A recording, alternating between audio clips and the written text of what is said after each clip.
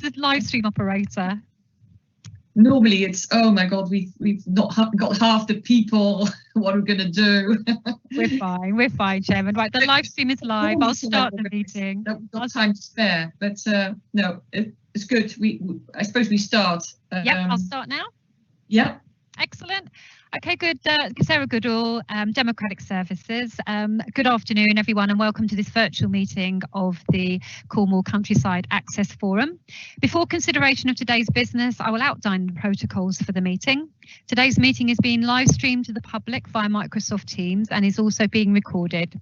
If the Council's live stream fails during the meeting and we cannot share the proceedings, I will ask the Chairman to adjourn the meeting so access can be restored. If the issue cannot be resolved, the Chair will halt the meeting and the remaining business will be concluded at a future date. If a forum member experiences a technical issue, I will adjourn for a short period to try and re-establish the connection. When members are speaking, they may choose to use their video. As the Chair calls members to speak, if she cannot hear you, she'll remind you to switch on your microphone. If we take any votes today, they'll be taken by a roll call, which I as Democratic Officer will handle. Where a forum member has declared a non-registrable interest, a disclosable pecuniary interest, or an interest by virtue of any trade union membership in a matter, they must leave the virtual meeting. Their departure will be confirmed and they will be re-invited to join the meeting at the appropriate time. To confirm, the procedure for today's meeting is that forum members who wish to speak on an item should indicate by raising their hand. Before we start today's business, I will ask the forum members to confirm their names and the group on the forum which they represent. So firstly, Chair Esther Kiboom. Yes, and I'm representing user group. Ross Durkin. Yeah, representing the other group. Don't think we have Phil Allen on the call yet. Stephen Church. Steve, you're on mute. I am, yeah. Representing the user group. I'm afraid you won't be able to get my view of me. Apparently my video isn't working. That's fine. We can hear you clearly, Steve. Okay, thanks. Greg Cross. I'll be representing the landowners group. David Ekin-Smith. Good afternoon. Yeah, Cornwall Councillor representing Cornwall Council.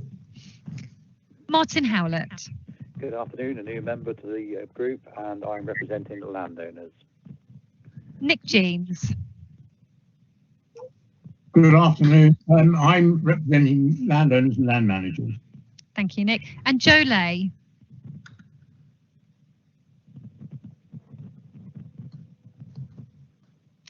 Joe, I think you might be on mute. I'm sorry. Yeah, good afternoon. My name's Jo Lay, and I'll be representing the user groups. Thank you, Joe. Matt Luke. Matt Luke, County Councillor, representing Cornwall Council. Afternoon, everyone. Carol Wilson.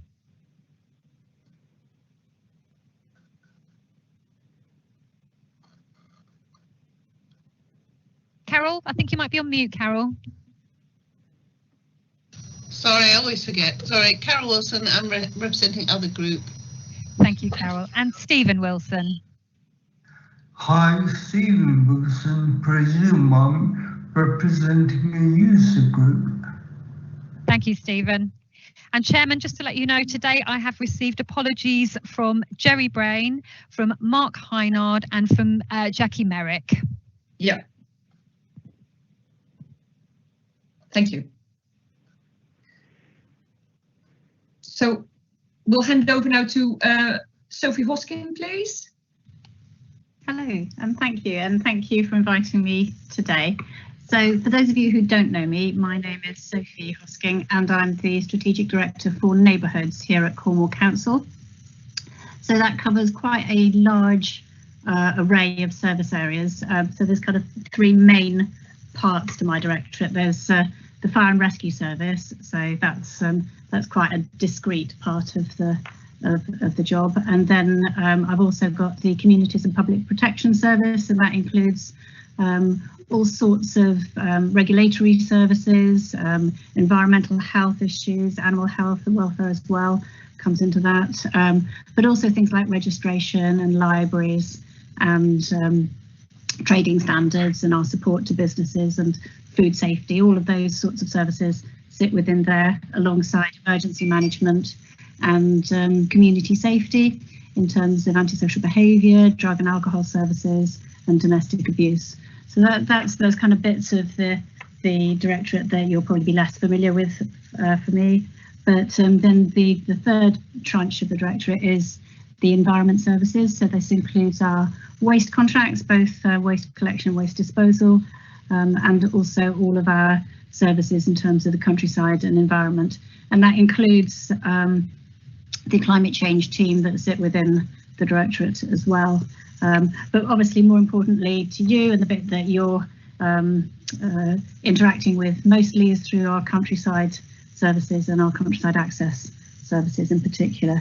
And I think probably the thing that's about the services in this directorate is they touch everybody. So they're the kind of services that people use on a daily basis, or people use the environment and they see all the and access all the places around them. Whereas in other parts of the council, they're very much more discrete services for particular user groups. So, for example, in adult social care or education, whereas we're much more in terms of universal services.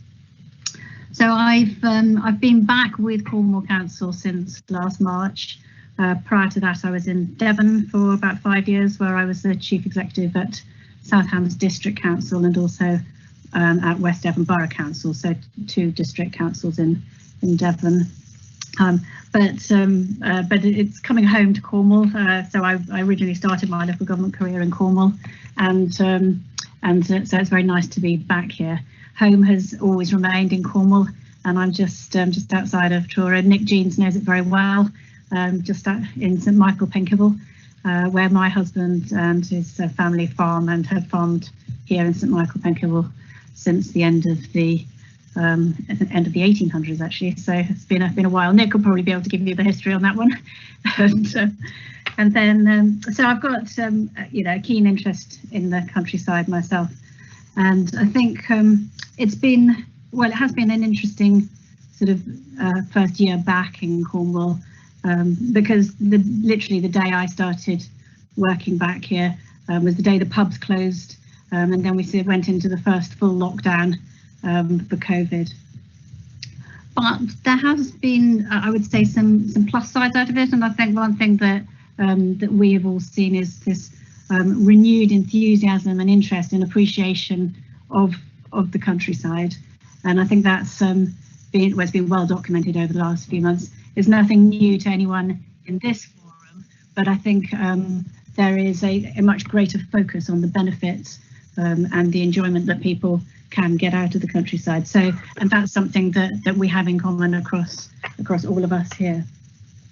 So, and I think it makes the work of the Countryside Access Forum even more important, and that relationship between the council and our duties and the other public and statutory bodies, and your role in terms of holding us to account and advising us in our work.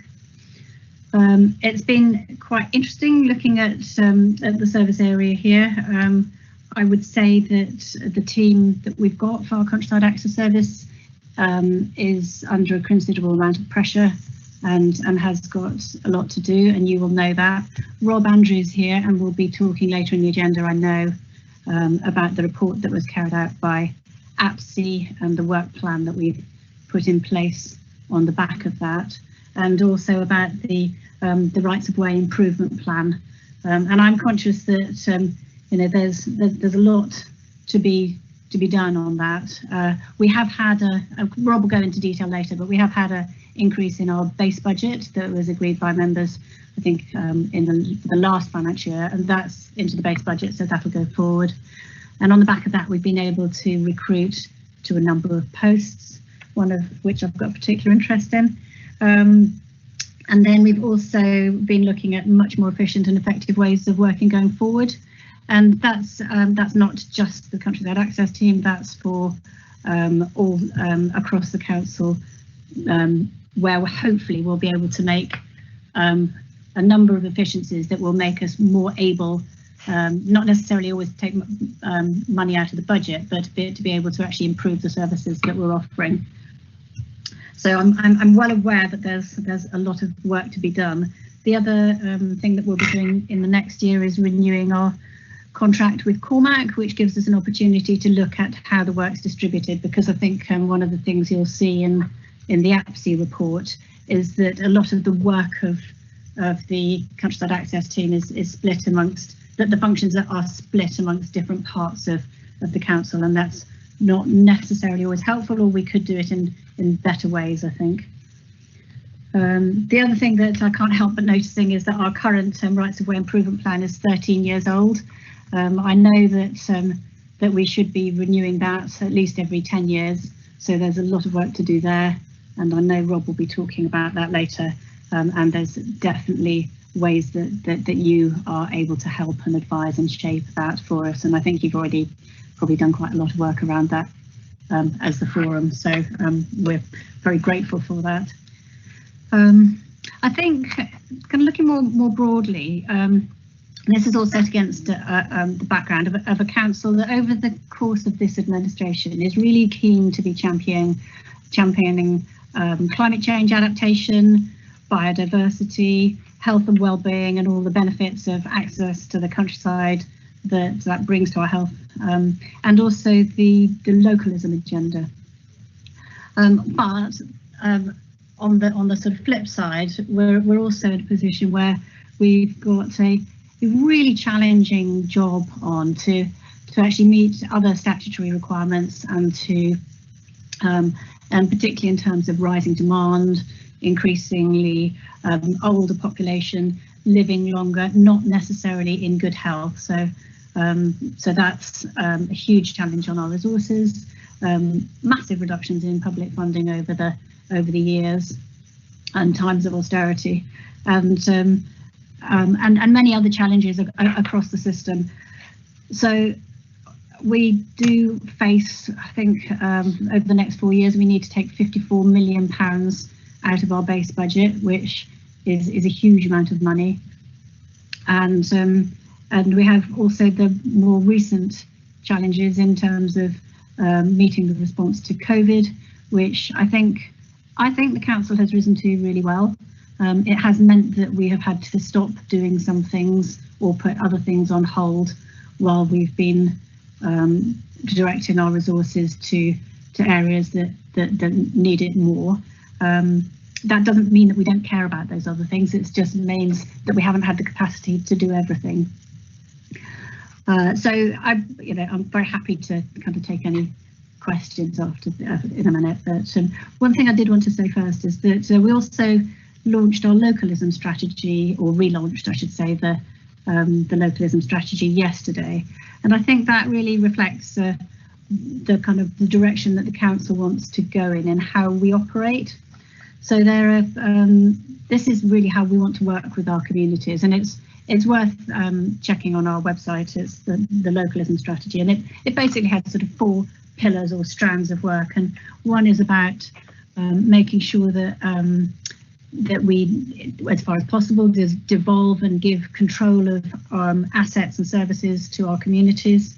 It's also about enabling our communities to be much more involved in decisions that affect them, and whether that's our communities of practice, like the Countryside Access Forum, or whether it's communities of geography. The third pillar is around helping people to help themselves, so it's enabling action in our communities. So rather than the council always being that traditional beast that does things to people or thinks that they always know the right answer, it's about actually the things that they want to do and things that they plan to do. And then the fourth sort of pillar is around supporting our communities to help themselves as well. So in terms of things like business continuity planning or local resilience plans or neighbourhood plans that shape their areas. So the whole shift in emphasis for the council is to not be the kind of doer and teller, but the enabler, facilitator and helper. And that's really kind of brings me round to our relationship with the Access Forum as well, where for me I see it as that you have a role where you've got a legislative role as well, but in terms of our sort of giving constructive challenge and advice to us as the council and to other public bodies, We've got a number of common goals. I think I've just described some of them. But there's also that issue in terms of resolving tensions between those goals. So there are other tensions that maybe don't always fit with the direction that you may want us to be going in. So there's so if we can use our relationship to actually tease out those tensions and work out the best ways of achieving the goals that we want to in terms of the countryside and access to that. And having a collaborative approach is really important to me. So that was one of the reasons I really wanted to come to the forum today and meet you all. And I think and I think Rob will probably say this as well, that it would be what we'd like to be doing is actually having a discussion with how we can change the emphasis for the future. So rather, so actually it's for us, I think it's very much about creating connectivity and accessibility to the countryside around our towns and villages, rather than focusing on footpaths or things that may not have been used for 50 years but might have been on a map somewhere. But actually let's make it a really useful process and focus on how we can best give the access to where it's wanted and needed in and around our towns and villages. So I think that's probably enough from me in terms of talking, but very happy, if Esther, if you want to open this up to a kind of discussion or question and answers. Thank you. Oh yeah, I think you're on mute. So it's a famous saying of 2021, isn't it? Thank you so much, Sophie. Really welcome your presence here today, and for setting out your vision as a strategic director of the council. I'm sure we all have lots of questions. I know you only got we got about 10 minutes. I would be really interested to hear a little bit more about your localism agenda and where you think we're gonna do, where you're gonna do, because we're going in a certain direction. What are the things we're gonna see more of, or you'd like us to do more of, or how we move together more, and what less? And to understand a little bit more about these tensions that may be there, because that might be something that we need to take away and have a think about it ourselves, because like anywhere in the world there's always trade-offs and we have to make choices. So I wouldn't mind if you just expanded it a little further. Yeah. So in terms of things like in the localist agenda, so things like the local management plans. What are the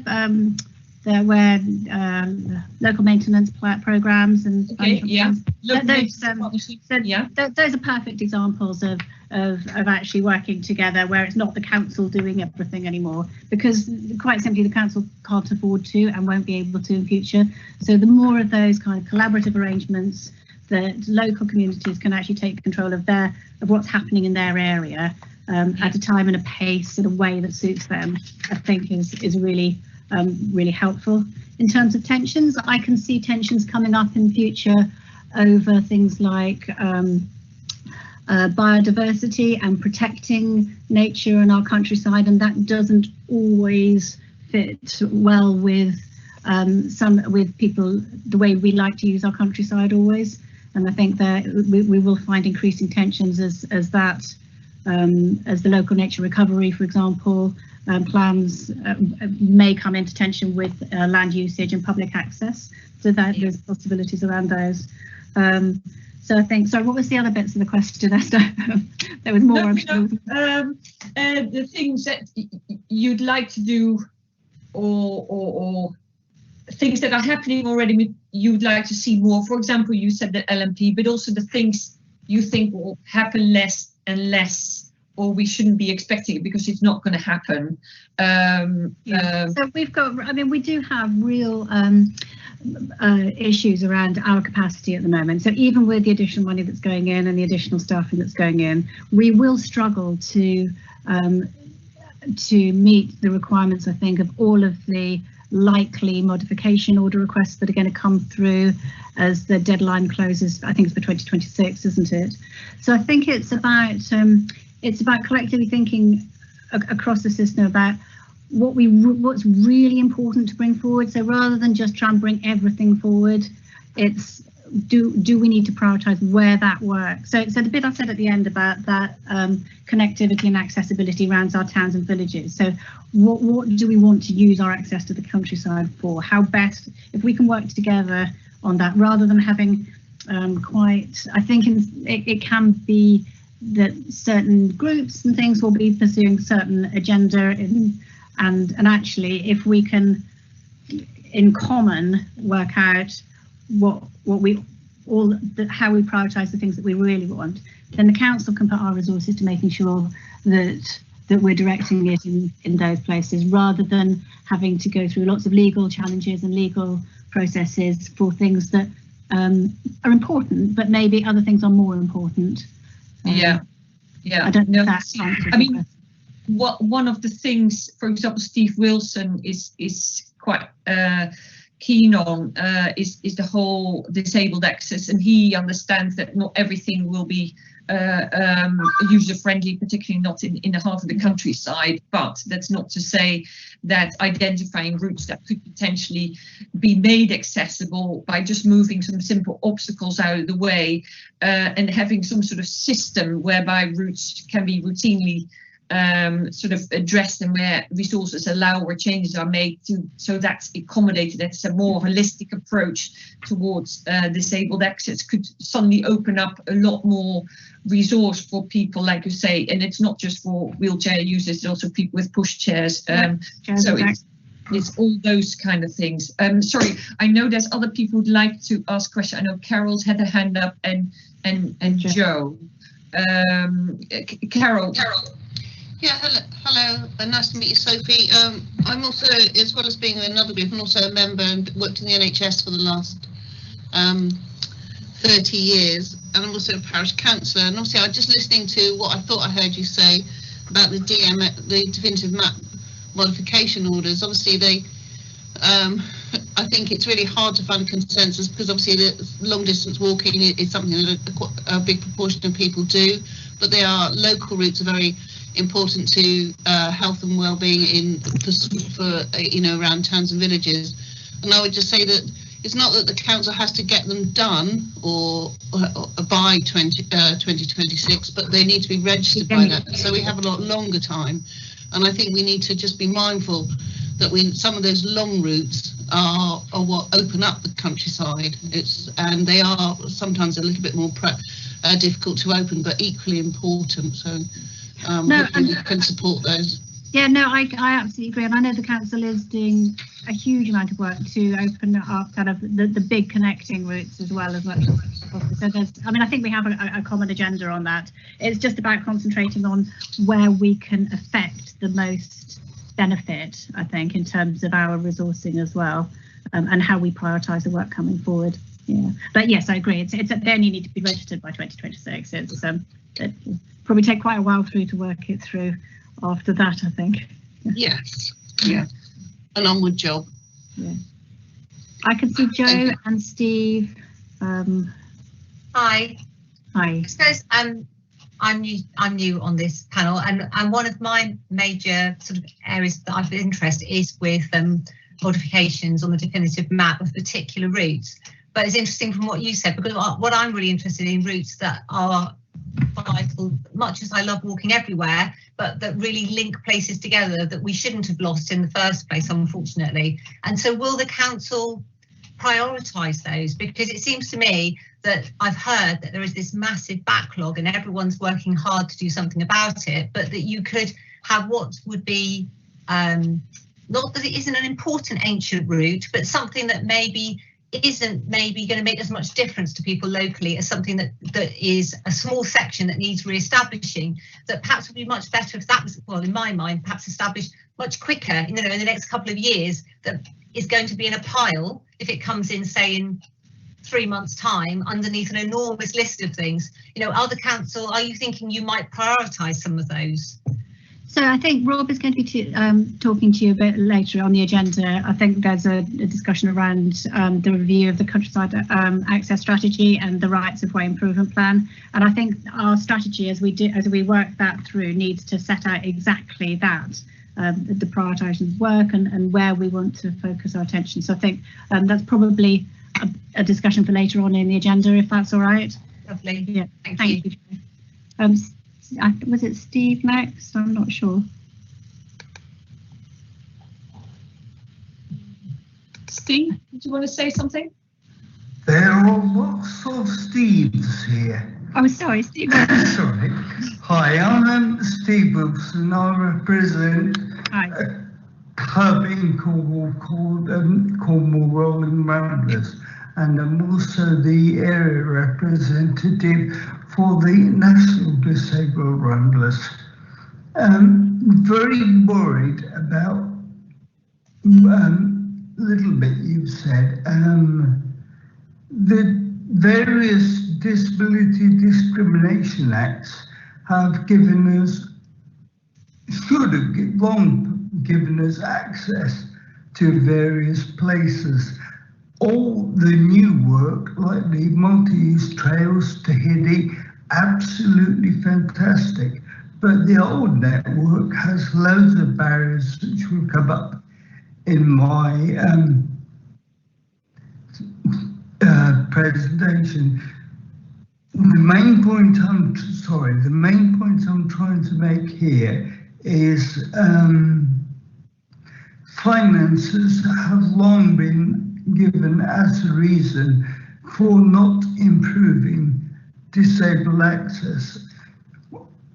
Worried that further reductions will put disabled access further back than it is already. Yeah.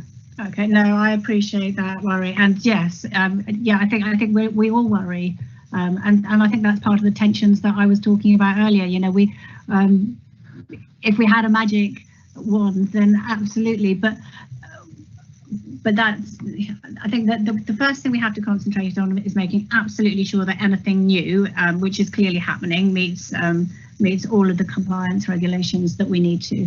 But where we're repairing or renewing, then we should also be concentrating on that. There will always be a tension with the money, but we need you to hold us to account and keep holding us to account for how we are doing those improvements, renewals and repairs, and where possible, where we can, to be making that access easier and better and possible in some cases, because I know it isn't in a lot. But I haven't got a magic answer, Steve, but keep holding us to account for this one. That brings up the second issue. Communication between myself, who represents these groups, and the council over the last 12 months has been atrocious. Okay. So Rob is on the line here today. I know he's listening in, and you can't see him on the screen, but so I will ask him to take that one back and make sure we try and improve that. And I'm sorry that it's been like that. I really am. Thank you very much. Martin, and we have 2 more minutes. Martin, would you like to ask your question? Thank you very much indeed, Chair. Just firstly to reiterate what I think it was Carol from Cornwall had to say as regards health and well-being. Absolutely vital. We've seen probably in the last 12 months since COVID a massive increase in people wanting to come out and explore the countryside and enjoy the footpaths and all that go with it. As landowners, we know that from our own area here in the Tamar Valley. And probably part of the solution is I appreciate it's all about funds for maintenance and everything else that Sophie's mentioned, but you know, there is the opportunity for landowners not only to have their own existing footpath and bridleway networks, but permissive paths, which we also have on our farm, linking up a lot of these key areas, and of course working with the local volunteers through community trusts and such like. You know, there is ways and means of maintaining collaboratively that path network, so that's very important to bear in mind. My point really was just to raise with Sophie and remind the group of the opportunity to comment as regards the Cornwall Council's climate change DPD on planning, because of course in that the 3 of the key areas are transport links agriculture and rural issues, and of course the one planet living. Each of those all very much are the way that we're presumably or hopefully going to look to the future as regards people's intentions to address climate change, but also their lifestyles. And clearly countryside access is going to be front line and centre. So perhaps a comment from Sophie on that, and a reminder to, I think the 5th of February is the deadline for the consultation. Yeah, thank you for that, Martin, and nice to talk to you. And I know we cross in a number of other paths, including the Tamar Valley and the Local Nature Partnership. So it's nice to see you keep popping, your name keeps popping up. Yes, thank you for the reminder. And I mean, I think I also mentioned earlier that the climate change team sits within the Neighbourhoods Directorate, and it's I mean, this current administration is really committed to climate change adaptation and to limiting our carbon footprint. And so who knows what will happen. We're facing elections in May. They may be postponed or not, but even so, we may get a different administration. But it's really important to actually get our proposals embedded into our local plan, and that's done through the DPD. So if you haven't already had a look at it, do look at the climate change policy document and do feed into it. But yeah, I couldn't agree more with you on that one, Martin. And I know that the Local Nature Partnership has commented fully on that.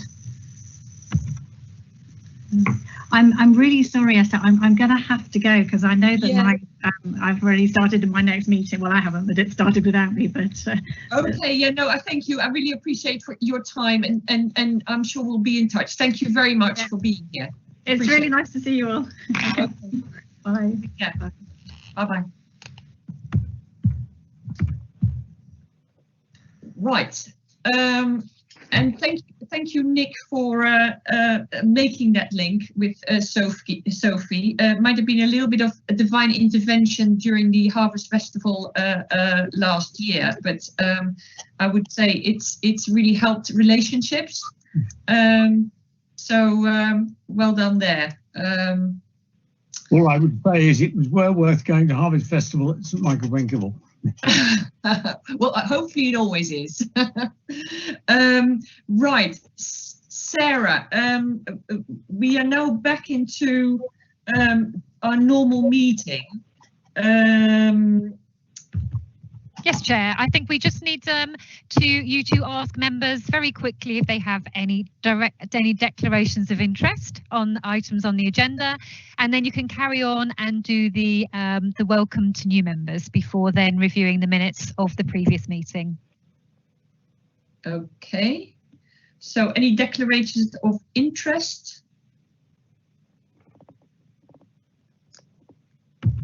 No, I don't hear anything. So that's fine. And I would like to officially welcome now our new members. That is Joe Lay, representing user groups, Greg Cross, representing landowners. You are at the Penrose Estate of National Trust, is that right? Yeah, been working for the National Trust at Penrose for about 10 years, yeah. Excellent. And we've got Martin Howlett here, farmer.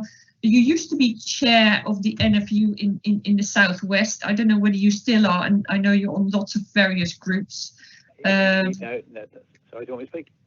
Yeah, okay. Yes, so thank you very much. And no, I'm no longer as opposed to the short-term post as the chair of the Southwest NFU. I'm currently still involved with the National Farmers Union, but as their environment spokesman for Cornwall, and also, as you heard Sophie mention, I'm now a board member of the Local Nature Partnership. Yeah, excellent.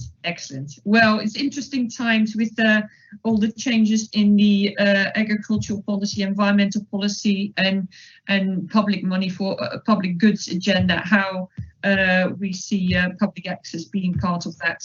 But I'm sure we'll talk about that some other time. I suppose we now progress with the minutes from the meeting that was held on the 20th of October.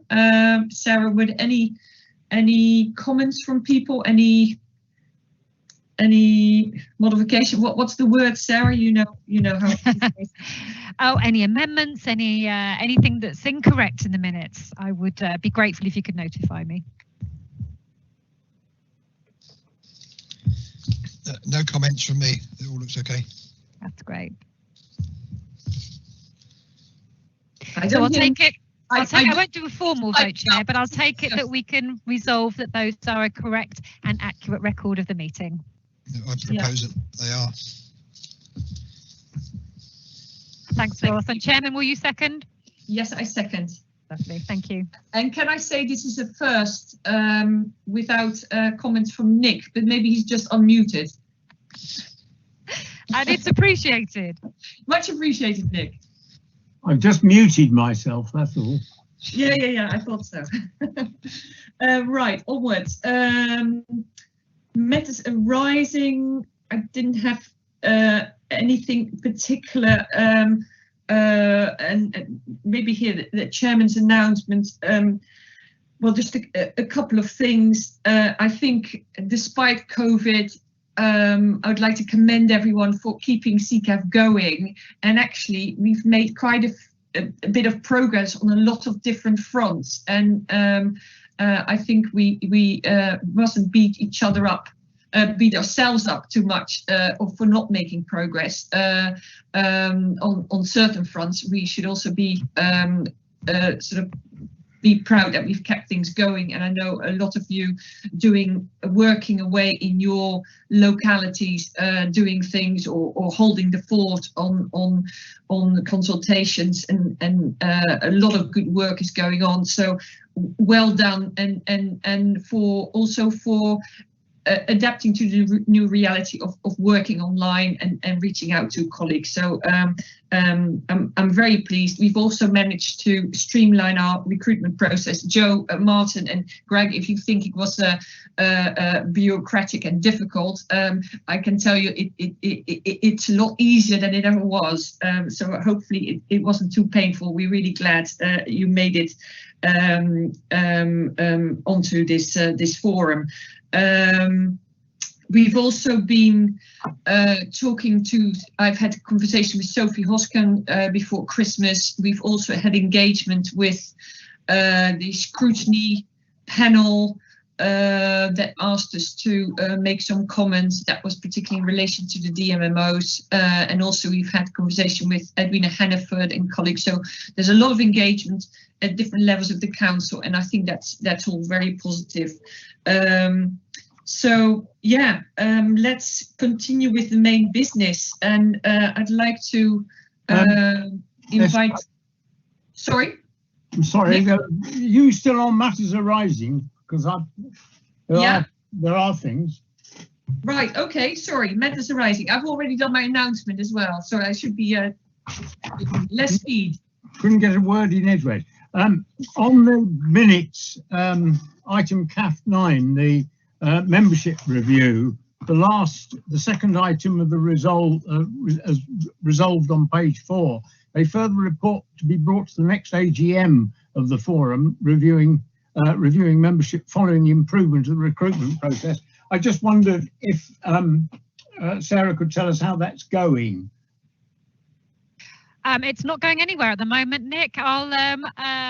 Obviously we have just done one round of recruitment, so obviously that's been quite positive, and you did decide that you would look at your membership again at the AGM, so we'll bring a similar report to that I reported last time, and it may well be that the forum decides to continue at its same membership, but you did decide you wanted another opportunity to look at your membership.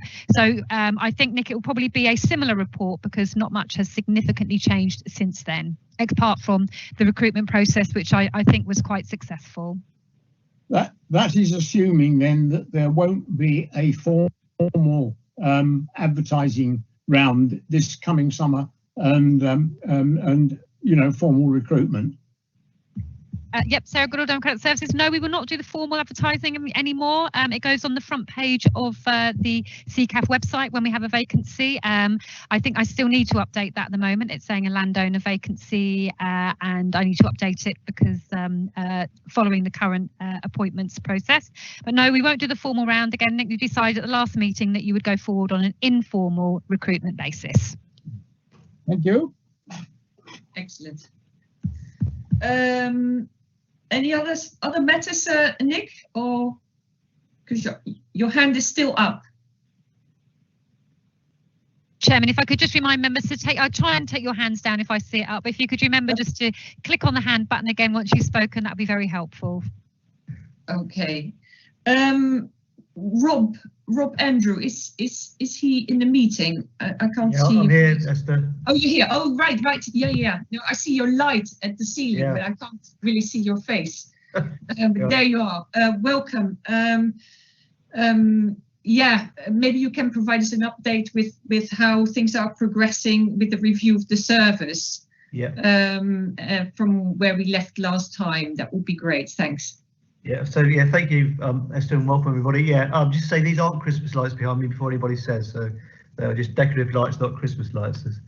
That was a comment of many conversations last week. Just briefly then, since we met before Christmas, we've had a number of meetings with yourself and Ross before Christmas and after Christmas. It's been really useful. Lockdown 3 has happened again now, which had a slight impact on the service. It was slightly delayed in some putting up PPO notices and that sort of thing, but as yet we haven't had an increase of footpaths being closed because of concerns about spreading COVID-19. So that's been a relief. We have had a number of slips on the coast path over the last 2 or 3 weeks. That has taken a bit of time and attention, particularly quite a big one at Charlestown at the weekend and one at Dewporth.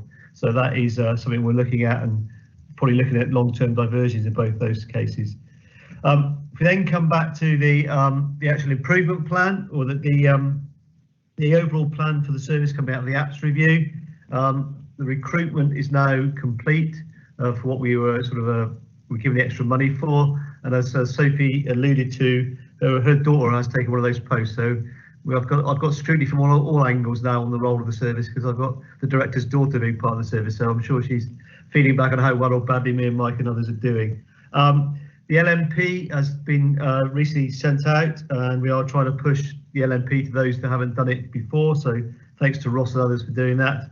And we are, of course, trying to push the LMP enhanced as well. And that's where parishes will get some capital. We will get the put up a good state of repair before we then hand them over under the LMP. We've also got the implications of the boundary review. So there's about 25 parishes where there's quite a substantial change to the footpath network, so we've got to work through that and make sure all footpaths are correctly recorded, and that's quite a complicated legal process, but it's something we need to get right. I say because it's a legal process. And we've also had a useful meeting with heritage colleagues about what we do with heritage features that are on public rights way. So some of the ancient styles and those sort of things, they're not very accessible, but they are a heritage feature part of the Cornish countryside. So how can we perhaps find some ways of working around that? So that's where we are with that. As Sophie alluded to, we are looking to revamp the Cormac contract, so that's due to be in place for spring next year. So that will incorporate then a review of where we are coming out of the apps review, where some of these functions sit, because at the moment they do sit across 2 parts of my service and some part of the Cormac contract. So we are looking at that.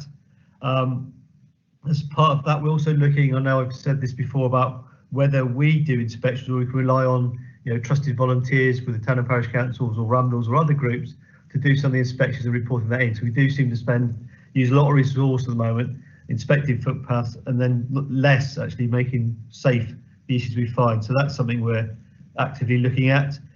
We're also looking at a better way of ordering the capital projects in the future. So this is when we are trying to do stuff to support the enhanced LMP and others. It's grouping together lots of small schemes into bigger schemes to try and enhance the network. And as part of that, we also put a bid in to South West Coast Path for over £1 million for improvements to the coast path. So hopefully that will be successful, and that'll be a major piece of work moving forward. And I know we've spoken this again in the past about how we encourage and facilitate volunteering. Certainly there's a good system within Cormac at the moment, but we need to find, I think, ways to make that even better, more efficient. And I think there is a real thing there for me about us perhaps purchasing some of the equipment or some of the things like the way markers, and then local groups being able to access that and put that up ourselves without any degree of too much sort of supervision from Cormac or others, because I think we're maybe slightly risk averse now. I think we'll be a bit more open on that in the future. And we're also looking at how we work with colleagues about enforcement moving forward, because again, parts it's in Cornwall Council, parts it's in Cornwall. There may not be the best way to do that. So that is part of review that is ongoing at the moment. So we are written some, we produced some sort of output specifications, and then Cormac are now responding to that. So that's the stage right now. So we're looking to work together very closely with Cormac on some of those things that we utilise some of our skills and experience there. Looking forward, there's a lot of stuff coming out from national policy that I think we need to be cognizant of. So you're probably all aware of the Elms is being developed at the moment. So that's about land use moving forward. And certainly I think it was on Countryfile 2 weeks ago, there was a big section there about the use of permissive paths and that sort of thing to open up the countryside, and something sorry, I forgot your name, you mentioned earlier on as well. And I think that's something we need to explore in the future, how we use permissive paths. Clearly we're making a much stronger link now with this to the climate change agenda, the carbon neutral agenda, and also to the active travel agenda. And that's where I think Sophie mentioned the importance of making that connectivity in and around some of our towns and villages and between villages, because I think that could be a big impact on Cornwall, reducing its car usage for very short journeys. So that's something we need to weave into the improvement plan of stuff moving forward. It's already been mentioned of the planning DPD. I looked at it last week. I thought personally, and there's no criticism, it was slightly weak on some of the public rights of way to access. So I have asked Mike and others to look at that, and hopefully we can feed that in. And I suspect CCAF will be feeding in as well. But I think there is some room there to reinforce that message in the DPD. As Carol mentioned before, also we are, where we can, trying to link to the social prescribing agenda, and perhaps like we've done in Field, where I'm a parish council, we opened up some very short routes in and around the 3 villages. Some of the the more infirm people or elderly people or young people can use those in a quite a safe way to just have a couple of miles jaunt around the local village. So I think that's something we're keen to look at moving forward. And then to bring it really up to date, Sports England launched a new sport and physical activity strategy this morning, and I did the webinar there, and linked to that is £50 million worth of funding to support not just sport but physical activity. Now there was a section there about connectivity and active community, so I think something we may want to look at in the future. But I say it's only literally launched at 10 o'clock this morning. So that's a very brief run through, I think, where we are. As some of you will know, my background was in localism service, so I'm absolutely keen to do what Sophie said, and make those very strong links through the localism agenda. It's not just town and parish councils, it's community groups, it's all sorts of things. So I'm not limiting to town and parish councils. Clearly they've probably got a better resource than many to do this stuff, but we're just not going to limit what we do to those. And I think the only other thing I'd like to say is I'm due to meet with Steve and some of his colleagues, Steve Wilson, on the 1st of March. I know it's taken some time to sort that out. Not helped by the fact that our IT was blocking Steve's emails now. Luckily we've overcome that now, and I've had the same problem with Ross in the past. So if any of you have emailed me separately, please let me know, because I know I've had stuff from Ross now, but that's been blocked before, and Steve again. So I'm not what it is with our system, but sometimes it does block some of these external emails, but I think I'm up to date with anything I would have received from people now. So that's really all I wanted to run through. I'm conscious of time, so I know we've got another about 40 minutes left, but I think there's a very brief overview of where we are. The changes are not going to happen overnight because of some of the reasons that Sophie's alluded to, but we are very keen to progress this. There is that total support from the director, and there is absolute support from the portfolio holders as well. Whether that will be there after May, who knows? Whether there are elections in May, who knows? But hopefully, I think moving forward, now is the time to promote countryside access greater than it's probably ever been before. Thank you. Yes. Thank you, Rob. The planning DPD, could you share that? We don't have to do that here in the meeting, particularly where you think it's weak, because we probably should do our own submission to this consultation. Do you know when the deadline is? There is. I'm not sure if it's an internal one or external one, but I've seen it internally. I mean, to be fair, there is. I could see no mention of countryside access at all, which I think is a missed opportunity. So I think we will. I've raised it with Mike, and hopefully we'll get something in. But then I think whether it then goes out to external consultation, I'm not sure, but we can confirm that process. Yeah. To interrupt, the public deadline is the 5th of February. Yeah. Right.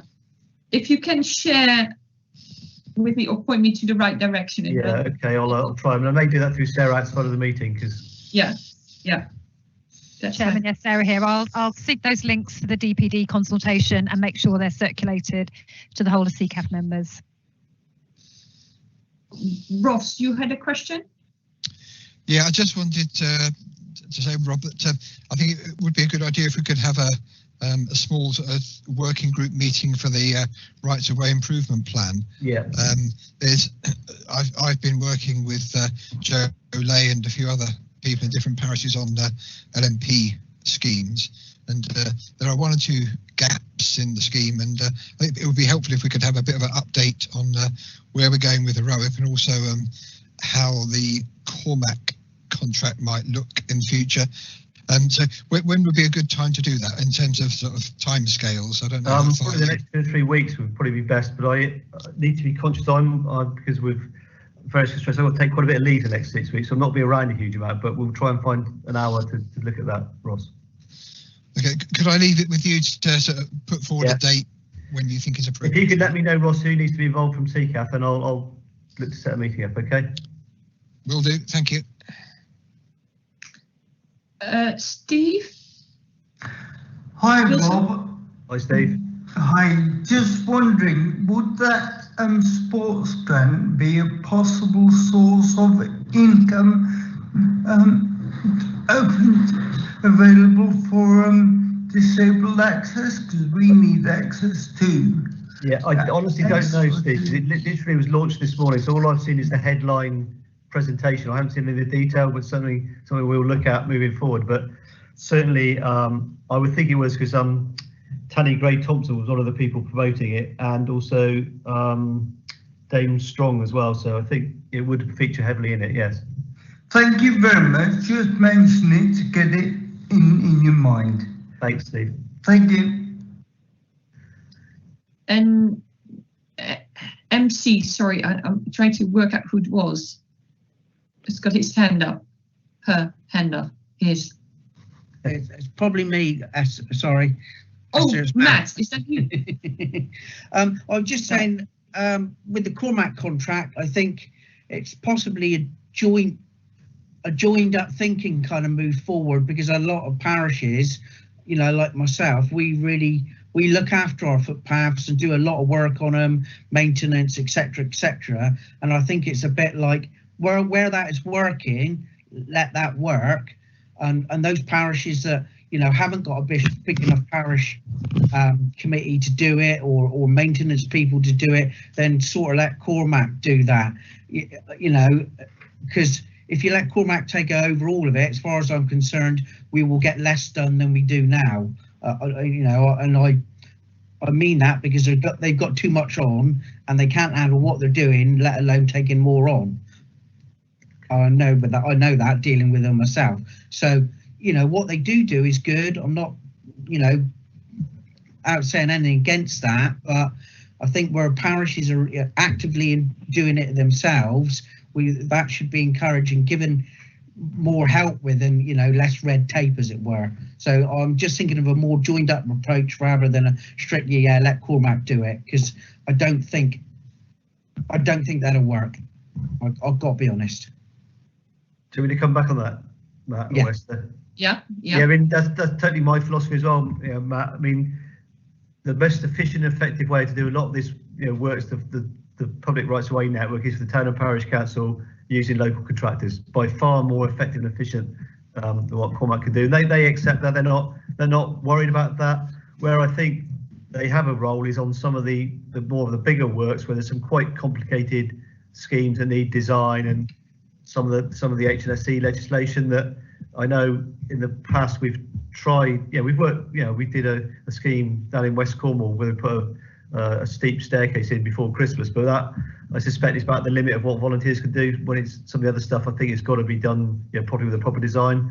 But Cormac can't pressure like that. But as I said earlier, I think there is an opportunity around facilitating, so we can buy the equipment or the materials and hold it in stock, and then if there's a recognised group, they can come and take it from there. Because I think some of the challenges that we've picked up is, I think in the past, with the best will in the world, people have used tunnelised timber because that's cheap and available, but it doesn't last very long. Whereas some of the stuff we need to do, we probably want to use proper hardwood that will probably give us 4 times, 5 times a long length of So that's something we need. It's worth spending a little bit more now to get a much longer, better benefit. Excellent. Yeah, well, I'm glad to hear that. That sounds like the best plan. Yeah, lovely. Thanks, Matt. Excellent. Thank you very much, Rob. You're also on the agenda for the review of the Countryside Access Strategy, or ROIP. Yeah. Okay, can I briefly, if I can try and share my screen a minute, just something that I picked up off the web on the last few days. So I'll try and share this with you a minute. And okay, it should be a Word document somewhere. Yeah, I'll send this to Sarah to send out to you. This is the guidance that's come out of, well, not come out of government, it's been there for a long time, about how you should produce a ROIP. So I think we've got to be cognizant of the fact of this when we take, I know, thanks to Ross and others for doing that. I think that can act as sort of an interim for us, but I think if we want to do this properly, we've got to follow some of the processes that are set out in the government guidance, it is quite a complicated process, but it's something I think we need to do. So I won't go through it word for word now. I will share it with you, but it just shows that it is, quite a complicated process. And I think, thanks to Ross and everything for doing that. But I think if I can meet with Ross and colleagues, we can look at this process, see if there's ways we can perhaps streamline it, make it more efficient, and then go from there. Because, looking at this, it's probably a year-long process, but I don't think we've got that amount of time. I'd like to get this done probably in the next 6 to 9 months, so it's in place. When we have this meeting this time next year, I'd like to think we've got it done and agreed, and we've got a proper 10-year plan in place. I'd like to share that now. I will send that to Sarah to share with you all. Okay? Yeah, that will be good. Right. So, but the other thing that's a key part of that is what Sophie alluded to a number of times is a statement of priorities about how we prioritise what we do, because we have got a limited resource, and it's getting that absolute right balance. And the best in the world, we'll never get it 100% right, but if we can get a general framework what that statement of priorities is, I think that would help us all, seeing where we are spending our money or working with others to support them to do work. Ross and then Joe to comment. Yeah, it's just the plan itself is a very important document, but it's also a sign to show other members of Cornwall Council that there is that a plan exists, but also to get them to sign up to it, and to make sure that if there's a requirement for more budget, that your ambitions are supported broadly by the council and are not just sort of swept under the carpet. And if you look at things like the climate change document, it mentions it calls it by a different name, but it mentions the Rights of Way improvement plan in the climate change document. And when I pointed out to Edwina Hannaford that actually there isn't a Rights of Way improvement plan, she was a bit surprised. And I think while it's important to follow all the DEFRA guidelines, and I think a lot of that stuff's on the DEFRA website, I think we've also got to make sure that we sort of get, as Matt Luke was just saying, sort of, it's got to be a sort of joined up thinking approach that brings all of the people with an interest on board. And this plan in theory is sort of something which all councillors should be signing up to. And it's not just the sort of order of priorities of which bridleways or which footpaths you clear. No, absolutely, Ross. I totally agree with you. It's just it's finding the resource to do it is. I admit that is a challenge. The service has been severely under-resourced in the past. I think you all know that. We've certainly recruited 5 more people recently, so that will help considerably. And I've been in the post just over 12 months now. Unfortunately, 9 months of that have been during COVID lockdowns and stuff. So it's been a challenge, but yeah, we are committed to making this happen, and we will make it happen. Joe, did you want to say something? Yeah, well, I very much support what Ross just said, but there are some, being at the other end of it, being at the parish council end, so the sort of away from the council end where you're able to instruct the big amounts of money to go to things, really simple things like the waymarking signs, being able to put them up. You know, we've had landowners ask them, we've had to put in emails about it. It's all like very, very time consuming. It's a waste of everyone's energy having to continually re-email, try to get hold of things. Simple things like that. I've just been on a walk this morning. Loads and loads of those are missing. People aren't walking that route because they don't know where to go, because it crosses a couple of fields. So I'm just saying there's some very simple, very, very cost effective thing, I think, as a user at this end, that you think, goodness, you know, couldn't we just... Yeah. Joe, I agree. That's right. Again, I think that's when we provide the materials, and then the local groups, the kind of parish council or ramblers, then put it up, and we don't need to supervise it or check it, because you know the footpath, you would know where it's most needed. Yeah. I mean, I've heard say, when we were talking to Linda Holloway, she said, well, there have been issues, and I can understand this, where people have put it in the wrong place. But then that could happen with a council worker putting it in the wrong place. I mean, you just need to have the faith, I think, that the people that you give them to are going to take a bit of time to check them out really carefully. But thank you. Yeah, no, thanks. Martin, and then Carol, and then we'll... Yeah, it's a useful conversation we're having here, and obviously as a landowner myself, and having a connection with both the NFU and the CLA, they are equally aware as the two organisations that, you know, there needs to be a review. It's probably been brought home since COVID, because of course, as I mentioned earlier, we all know so many more people are going out in the countryside, welcoming them into the countryside. And the point that's just been made by Joe, wasn't it, is that, you know, there is this issue of where do you walk and such like. And of course, the sort of concept of the difference between summer and winter, you know, the fact that well-worn paths in the summer are very enjoyable. In the winter, they're wet and muddy, and of course everybody thinks that all the livestock are indoors. Well, clearly cattle are, but sheep will still be outside, either pre-lambing or post-lambing, and of course control of dogs is so important in that issue. But the point I wanted to make, also as a parish councillor with another hat on that I have, is that of course the current system, although it is a statutory requirement, obviously, our council to maintain those footpaths, there is that gold, silver and bronze network that has sort of identified the key paths, and I know, working with Cornwall Council, that has been successful, certainly in the area where I am. But of course, the point that was made earlier with, you know, the boundary review, our particular parish, Localism, will go in with Alton Dunn, and it'll be one of the biggest parishes or wards in the county, going basically from 5 lanes or from Bodmin Moor to the Tamar in one patch. And of course, that's a whole mass of footpaths, and you know, there needs to be some real joined up thinking pretty quickly. And one final point, if I may, rather than go on, is of course that the referral to look into the future and public goods and such like with for public access through the Elms project. We have to remember that currently the government are not prepared to start that scheme until 2025 or the end of 2024. So we have got 3 or 4 more years yet of in between limbo land, and that is obviously something again that we must think as a group about the immediate demands and expectations of the public, and the fact that the scheme isn't going to start for 4 years. Thank you. Yeah, thanks, Martin. You're right about all those things. Carol, and yeah, I just wanted to just go back to a little bit that Joe was saying, and obviously we know that the council and Cormac have to signpost from the road, and there are issues of health and safety about buried cables and things, which means to say that they often don't allow us to do that.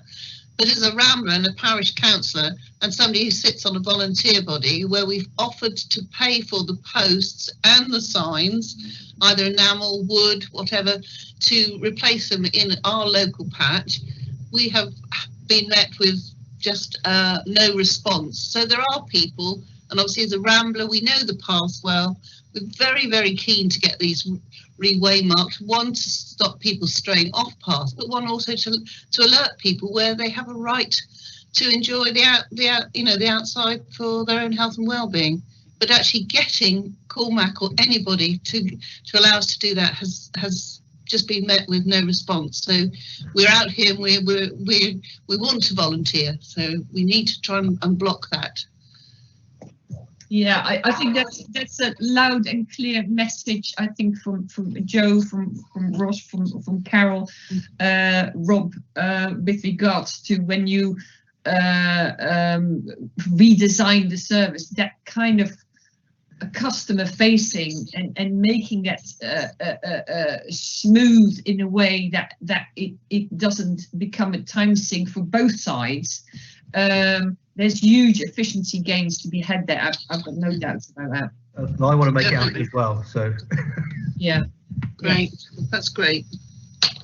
So, Rob, is that it? Shall we move on to the next agenda item? Yes, it's 3 o'clock. Yeah? So yeah, that's all enough for me, I think. Yeah. Okay. No, that's great. We've got. I'll stay with you for another half an hour, okay? But I'll switch the camera off, okay? Okay. We've got till 4 o'clock, and we've got all the working groups. Some of them will go quite quickly, and it's not as if we have to fill the time till 4 o'clock. If we can stop sooner, then let's do that. I'll be happy to continue. Do people need a little break, a 5-minute break to continue? Carry on, I think, Esther. Carry on, okay. Then I'd like to hand over to Steve Wilson, and I know I'm going to assist with this. Steve, over to you. Hi, I've prepared a little presentation. Hopefully you will bear with me. Trying to share my screen at the moment. I did it earlier. Here we go. Here we go. And I do the talking, Steve? Is that what you want me to do? Yes, please. If you wouldn't mind reading it for me, that would be fantastic. It's not long. Okay. Disabled access, CCAF. Disabled access in many locations is very good, particularly around... if you sort of wait for the change in the slide, that would be great. So, okay. Disabled access in many locations is very good, particularly around major national trust properties and the multi-use trails.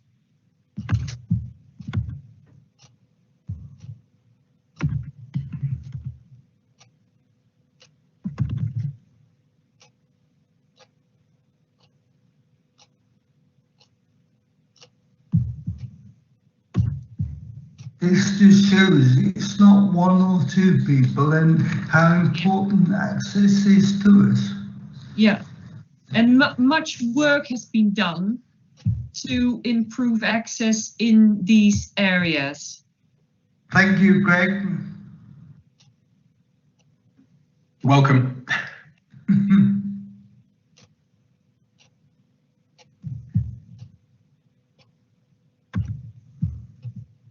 Fabulous pictures. I know these places. So do we, thanks to lots of people.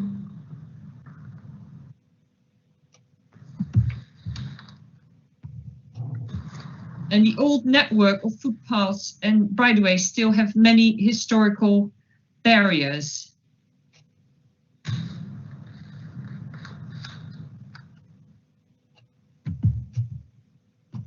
Looks difficult. Oh. And some are still being...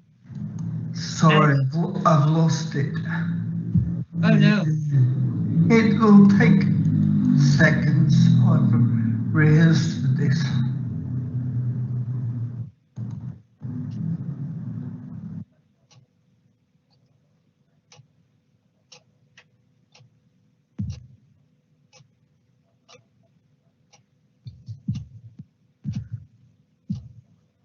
And some are still being added. I presume that is related to barriers. Yeah. To access. These do not seem to be addressed routinely, and they only seem to be looked at when people complain and chase.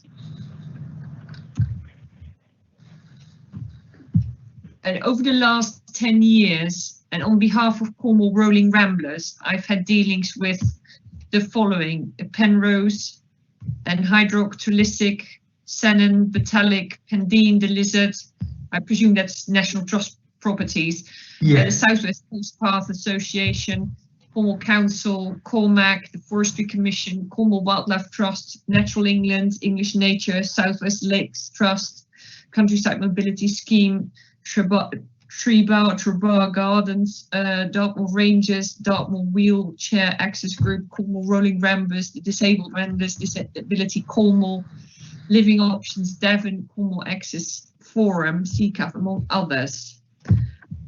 A difficult task.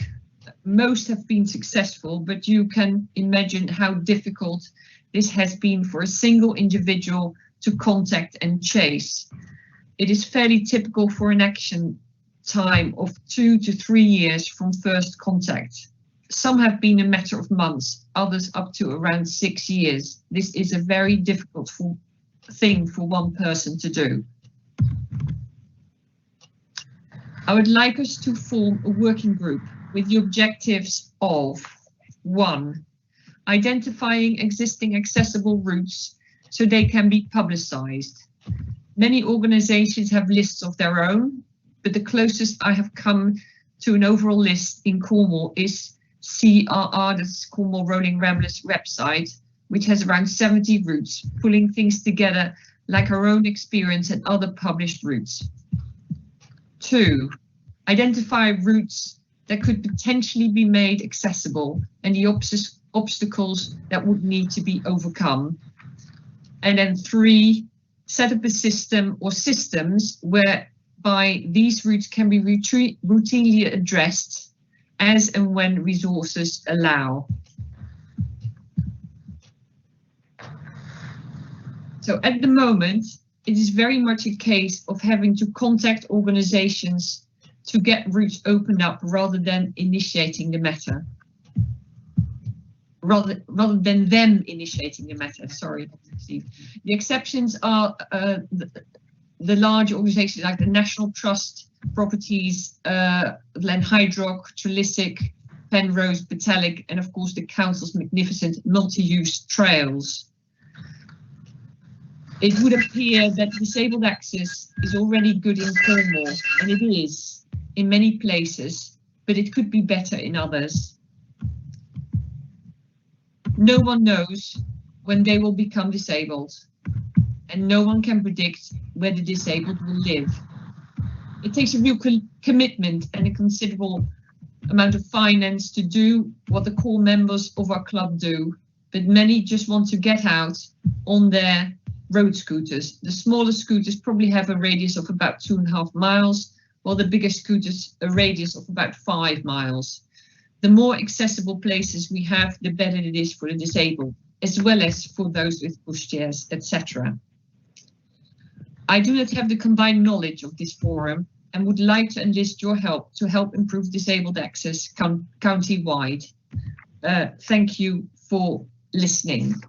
And thank you, Steve, for putting this presentation together and all the work you've been doing probably for years, opening up access for people like you, and that's much to be admired. I like that. Thank you. I can't turn off the sharing. Oh yeah, there we go. Yeah. Well, thank you. So you would like to set up a working group for this, and you've outlined the objectives. Do you want to say something else, or shall I ask Sarah how we go about doing this? Yes, I don't understand the intricacies of the council. Even this forum, I'm quite new, so I would like experienced people to maybe form a working group and give me some guidance, please.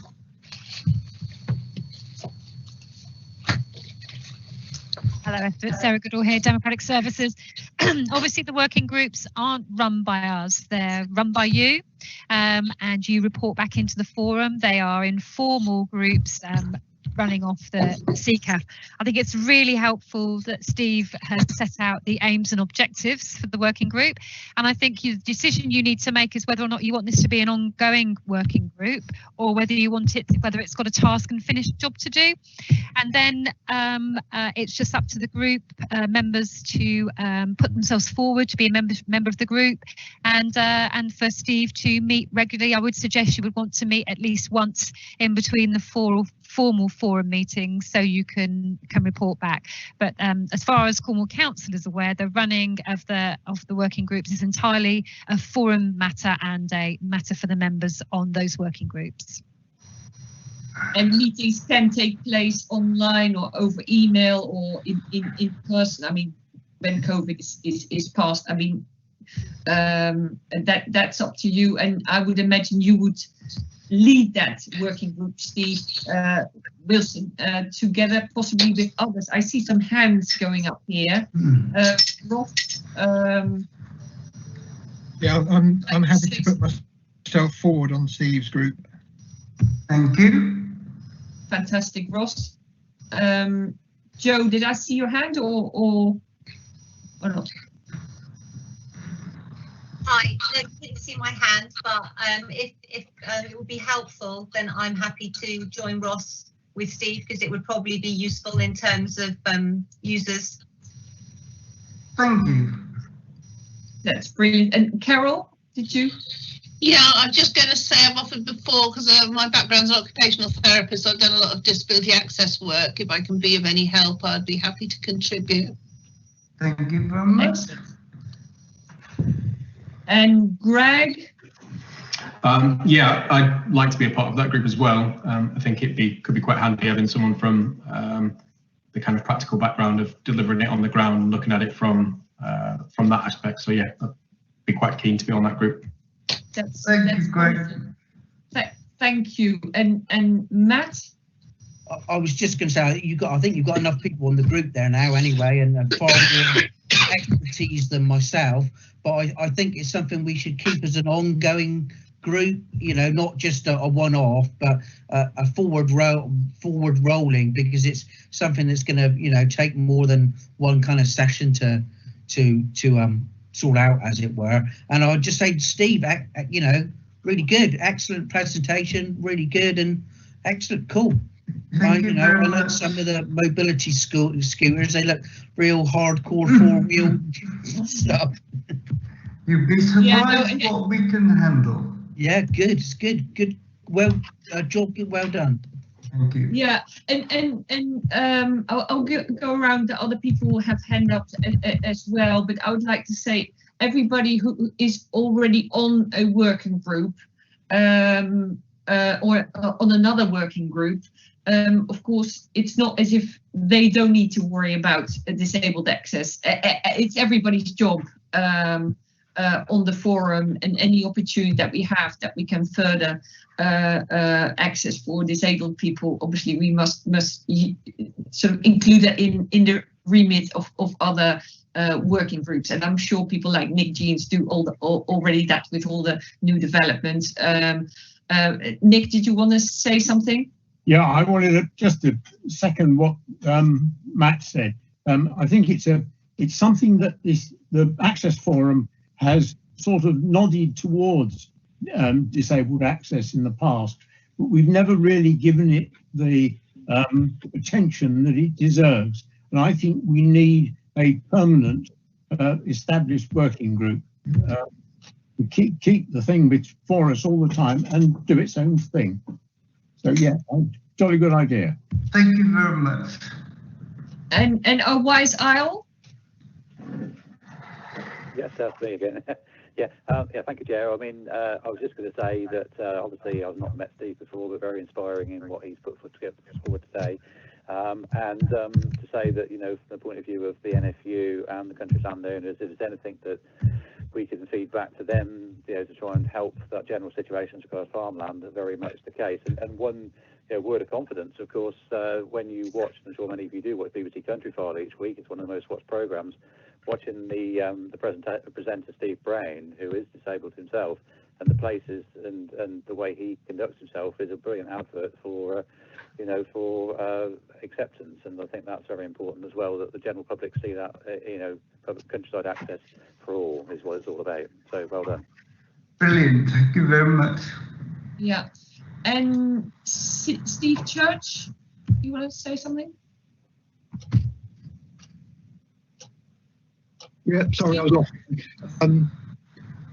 Yes, just to say also, as far as the South West Coast Path is concerned, there's quite a lot of work beginning there on the coast path on accessibility for all, for all, and we're dealing with. I'm sorry, you can't see me because my camera's not working.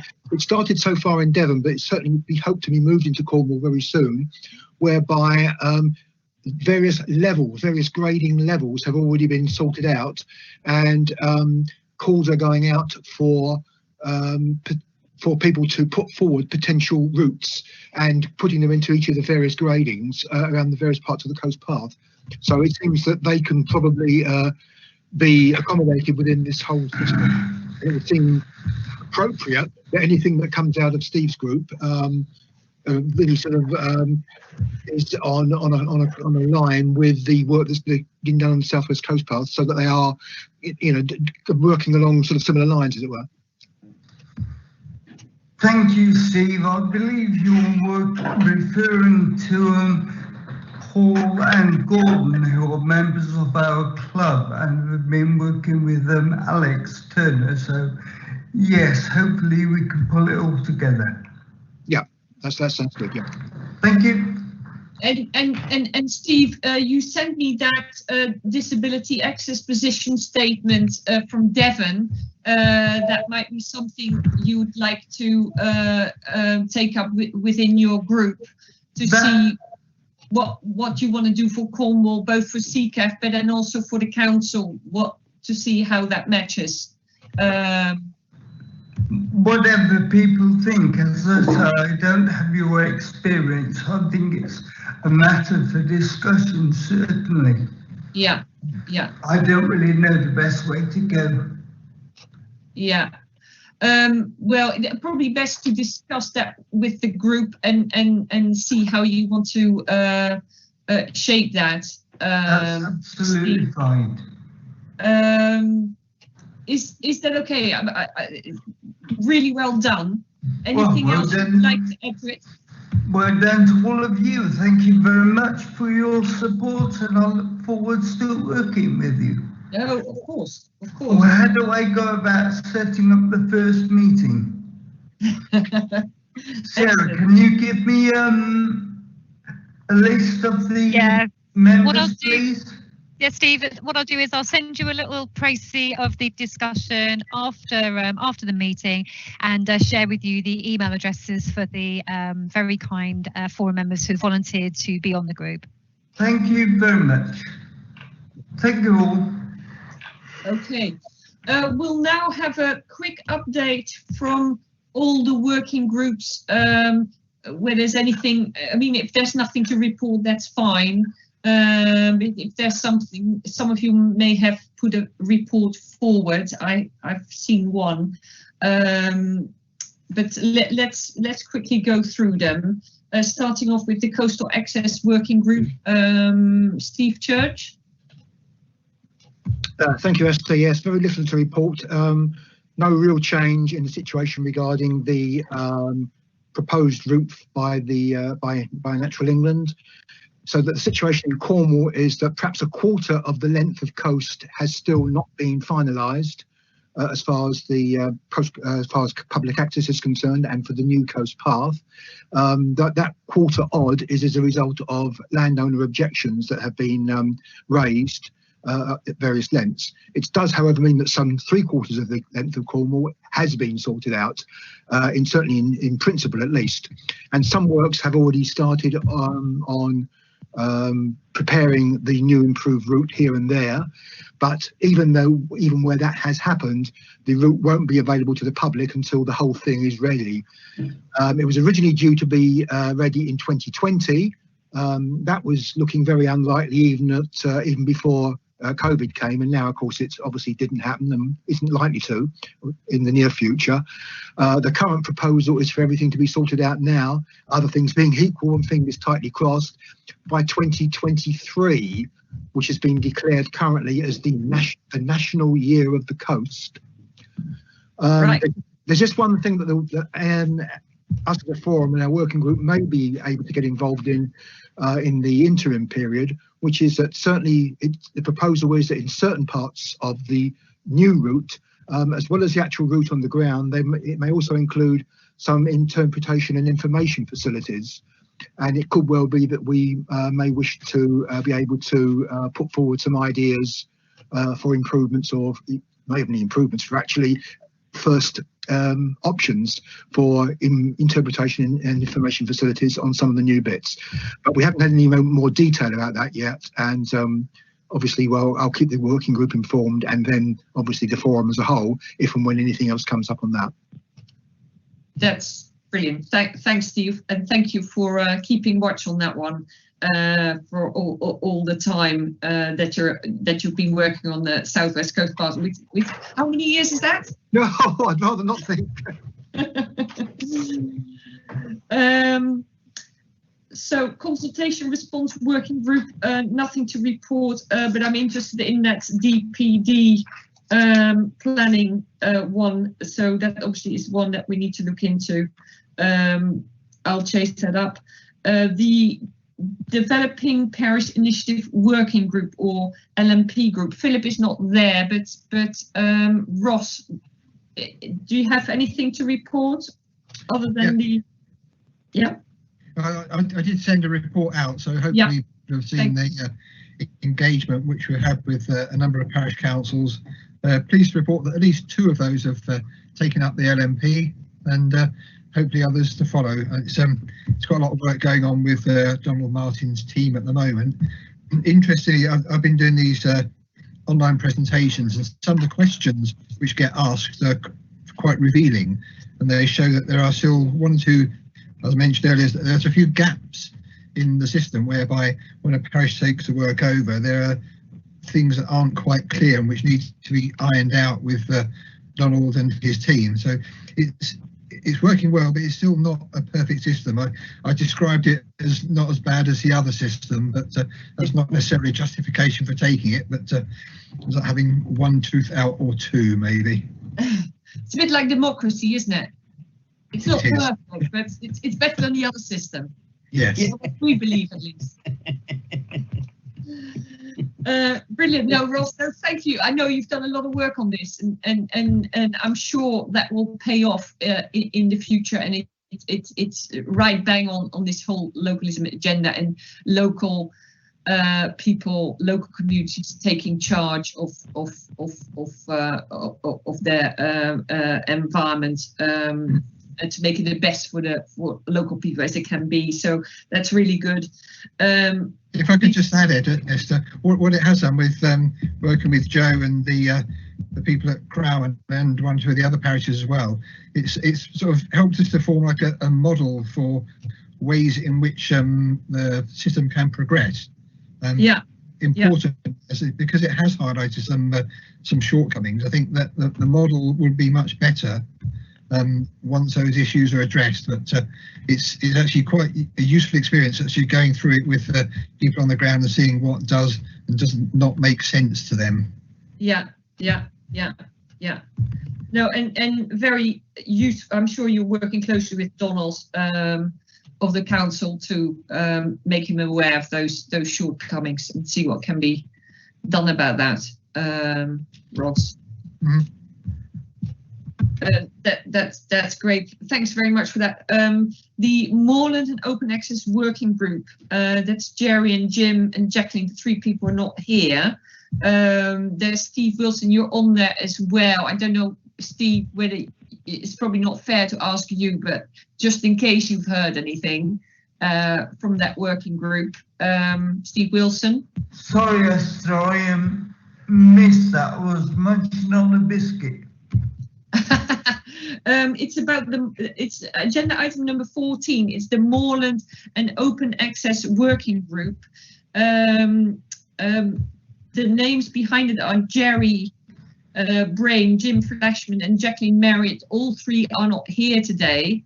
And your name is on that group as well. It's probably not fair to put you on the spot here, but just in case you heard from any of those three people with regards to the Moorland and Open Access Working Group.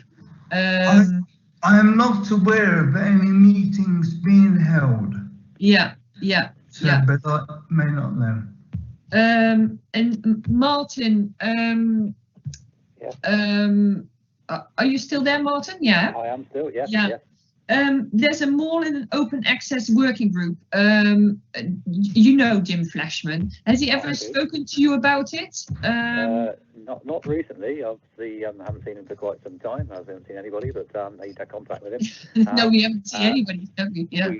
We do have probably his connection is, of course, Cliff Hill Country Park, which he farms partly on one side and our farms on the other. It, of course, is part of Cornwall Country Parks group, and obviously that has open access as well, and the moors aren't too far away, so I presume that's his connection with all of it, but I've heard nothing at all, I'm afraid, to report. Yeah, I mean, this is also about the possibility of, for example, access on Bodmin Moor. It's something that's been on the agenda for quite some time, but to me at least, and Nick, correct me if I'm wrong, it doesn't seem that much progress has been made on this, but nobody, when I say, is this still a live working group, should we take it off? People protest and say, no, it should be on. So, but I never know what's happening there. But we'll wait until the other members of the group come back, and I'll ask them that same question again, unless anybody can say something meaningful about this group at the moment.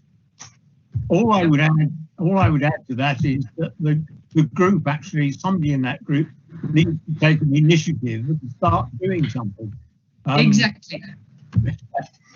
You say it more succinct than me, Nick. Well, I can say though, from personal experience of moorland access issues, that they tend to be fraught with difficulty and trying to find solutions. Lots of people have tried in the past and given up. So yeah. But who knows? There's a bit of a wind of change blowing around in the world, on all fronts. So we'll leave it on until people say we take it off. Number 15, multi-use trails working group. Nick, I know you've got quite a few under your wing. Well, theoretically, we've got 7 different projects under our wing at the moment, and I will go through them very quickly. The Department of Transport's contractors have started work on the A30 on the Chiverton-Carlin job, and at the moment there are a number of footpaths that are being temporarily shut off. I don't know if Carol can offer any other comment, but I don't think there are any changes in what's actually been agreed.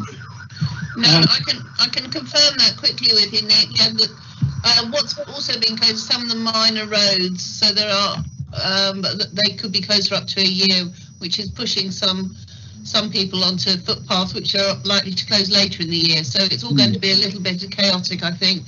But we are trying to keep those, as many as we can, open, swapping one for another. I think the biggest thing for us in the A30 area in which I live is some of the feedback that the multi-user trail from Newquay to Perranporth is over budget and not likely to go ahead. But I think that might just be a rumour.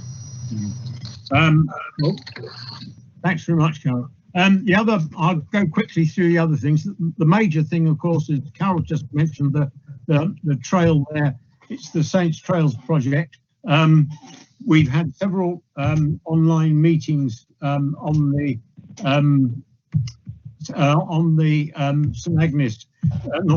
Perranporth Newquay trail, which where the design work is progressing.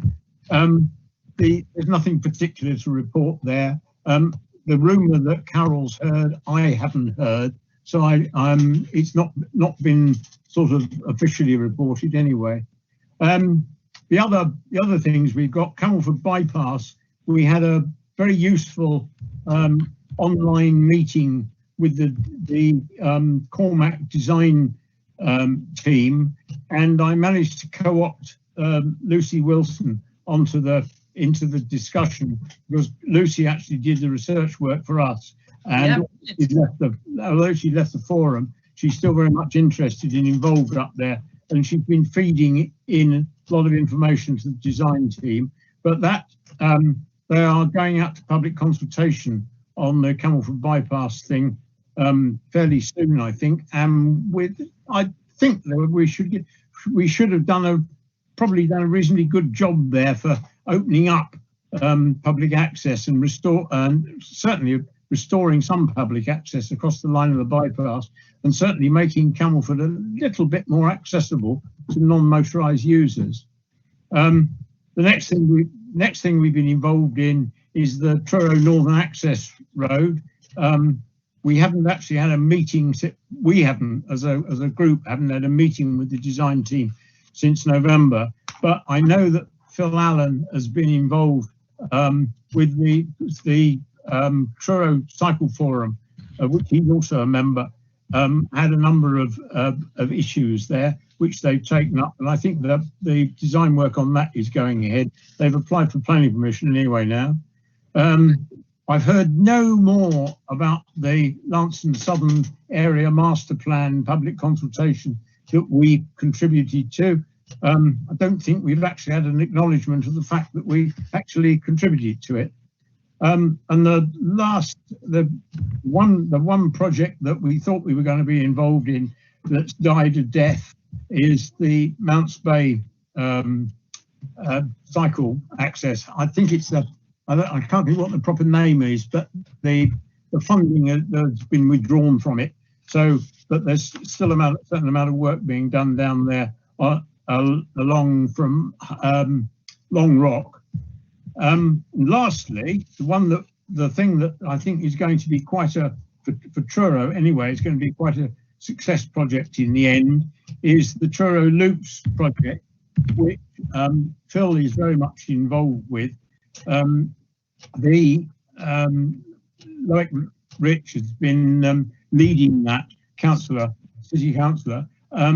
They've got a lot of design funding now, and I think that should actually turn out to be something certainly of local interest, but it won't be a strategic trail, but it'll certainly feed into the council's agenda for improving local access around towns and villages. So I think that looks as if we're very much involved there, and I'm waiting for a contact from Cormac regarding the Lou Valley Trails project, where they want to consult us. But of course, the difficulties of COVID and whatnot, they're finding it very difficult to actually find time to arrange meetings. But we are within the limits of Zoom meetings. We are actually fairly active. That's all I really need to say. Brilliant. Thank you very much, Nick. There's Mike Eastwood. Did you want to say something? Maybe did you hear something about the rumours or? That's good afternoon, everyone, and nice to see you all. I have three things I just wanted to say following Nick's monologue. Firstly, it was about the safe trails. I had a meeting with the Adrian Roper, who's the project manager from Cornwall Council for that project, and he said he's very definite that they are going ahead. So I'm pretty certain that rumour should be scotched, unless there's something he isn't telling me. But they had a lawyer there from Ashford Solicitors about CPOing everything. That makes me very happy indeed. Thank you for that. I'm pretty confident of that.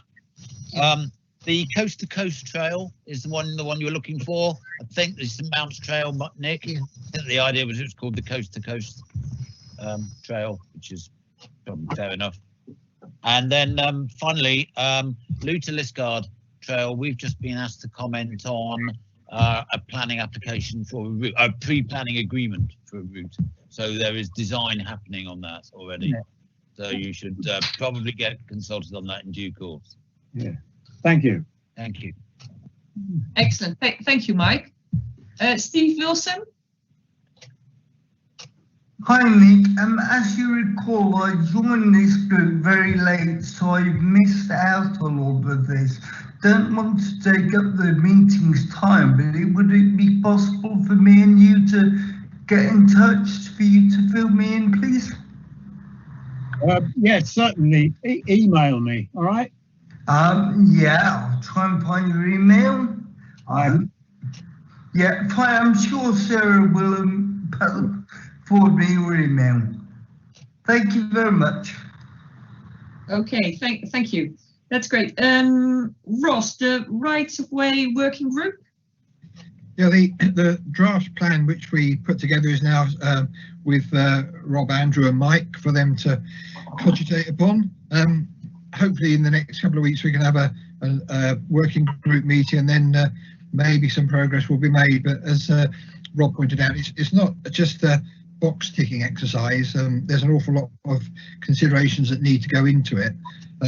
That was the reason why we tried to cut the size down from the original 58 pages to 6, so that the actual amount of work required is doable in a relatively short period of time, rather than something that's going to involve endless navel gazing and people putting in sort of flowery phrases. So we're trying to greatly simplify the whole thing. Yeah.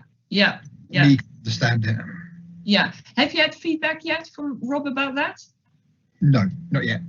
Mike? Yeah, do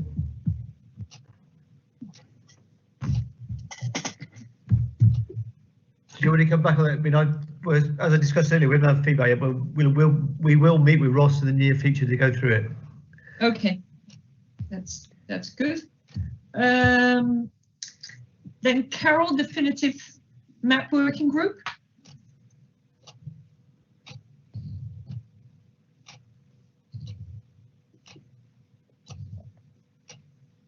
Are you on mute, Carol? You're on mute.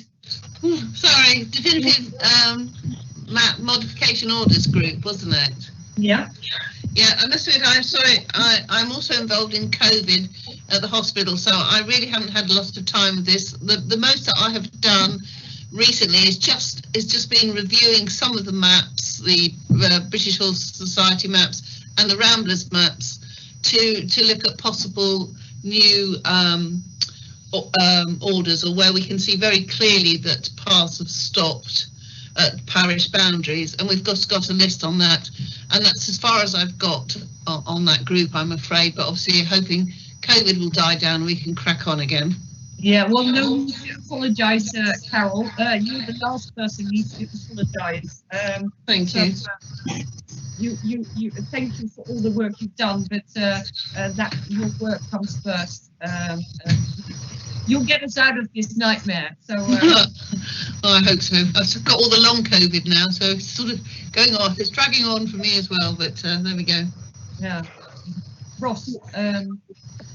It was just to say that I've been in conversation with Bob Fraser, who is one of Carol's colleagues at the Ramblers. He's their Rights of Way officer for Cornwall, and also with the Ramblers head office up in London with their PR people, just sort of discussing whether or not there's any merit in lobbying MPs like George Eustice, who as Secretary of State for the Environment has got quite a major role to play in all this, in terms of seeing if there's ways in which the processes can be speeded up or eased, so that a huge number of relatively small modifications can go through, and then sort of in effect clear the logjam. But we've come to the view that at the moment there's probably not much to gain from doing this, but I think there's a number of elements in the Deregulation Act which need to be passed. It may be in the fullness of time that we start to write to Mr. Eustace and tweak him a bit, but not for the time being. Good point. Okay.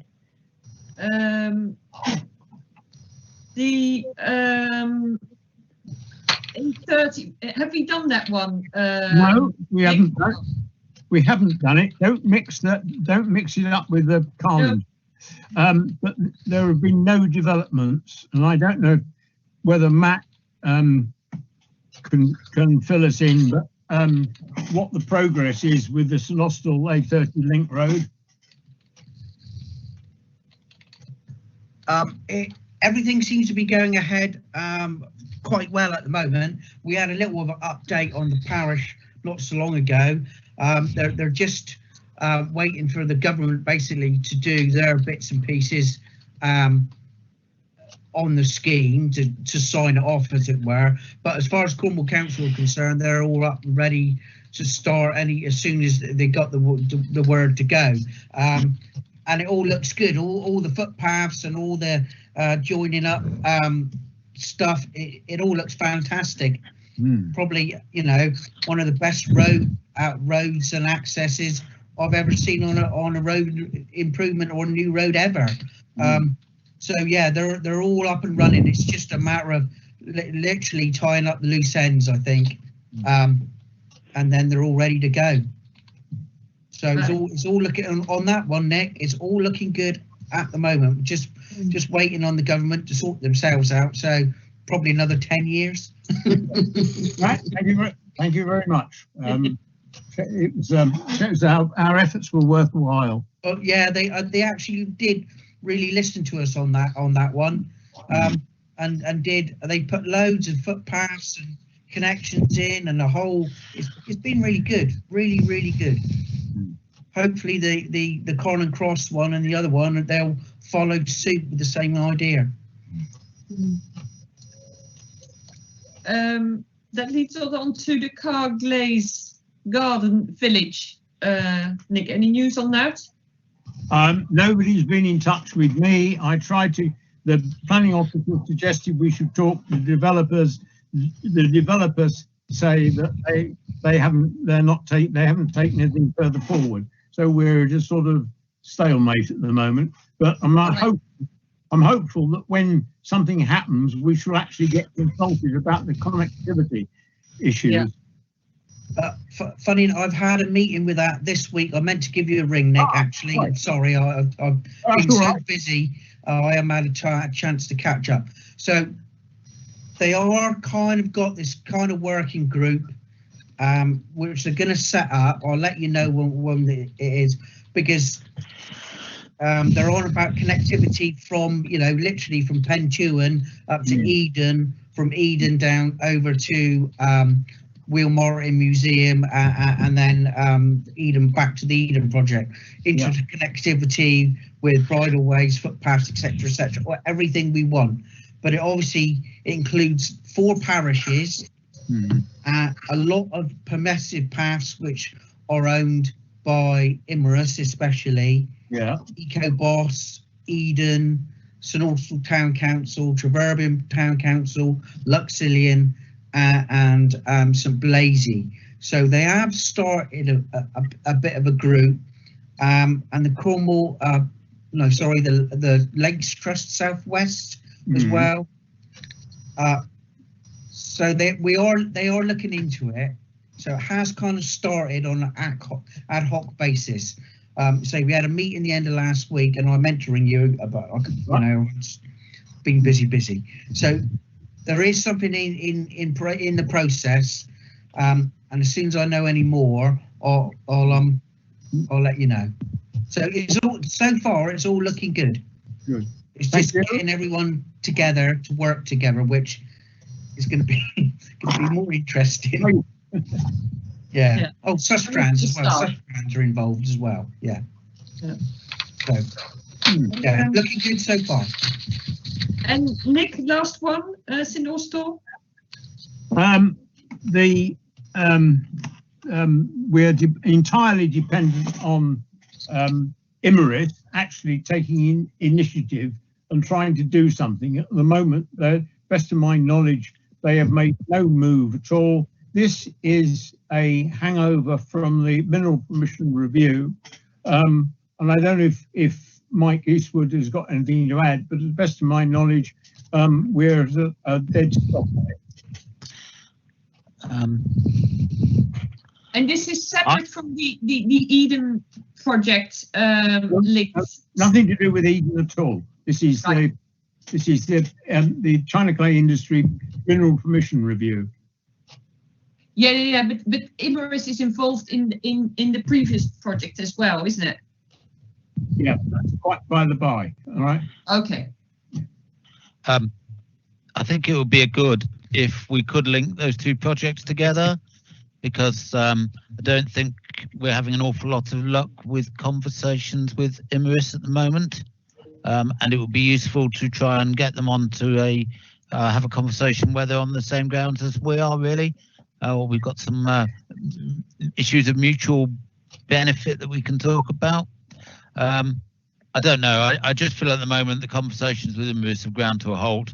They don't seem to have any, or they seem to be reluctant to liaise with the council about rights of way over their land, and it's really about establishing the project that Nick's involved in is about sorting out some of the many anomalies of rights of way on their land, and what we're going to do about them.